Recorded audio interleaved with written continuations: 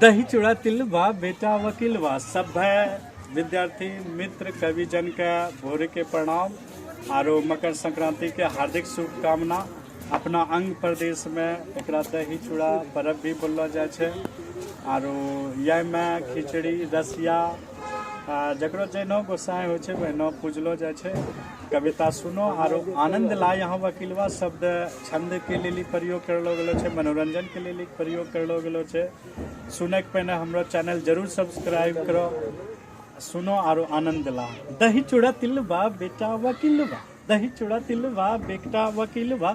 दही जमलो छे थक्का, खाए खोजबो भक्का। कतरनी के चूड़ा दही केला गुड़ा, ठंडी में खाए के हिलवा। दही चूड़ा तिलवा बेटा वकीलवा। वाह वाह वाह वाह। चूल्हा में जरना जलाए का, चूल्हा में जरना जलाए का। गुड़ो का खुब्बे खौलाए का। अलग अलग मूढ़ी चूड़ा, अलग अलग मूढ़ी चूड़ा। बादाम मारो मिलाए का, सब रंगा बने लड़वा। दही चूड़ा तिलवा बेटा वकीलवा। वाह वाह। खाए के तो पड़लो रहो, खाए के तो पड़लो रहो। रेजाय में गड़लो रहो आगे। खाए के तो पड़लो रहो, रेजाय में गड़लो रहो। शरीर दे था दल का, आगिन धूप खोजबो भाई।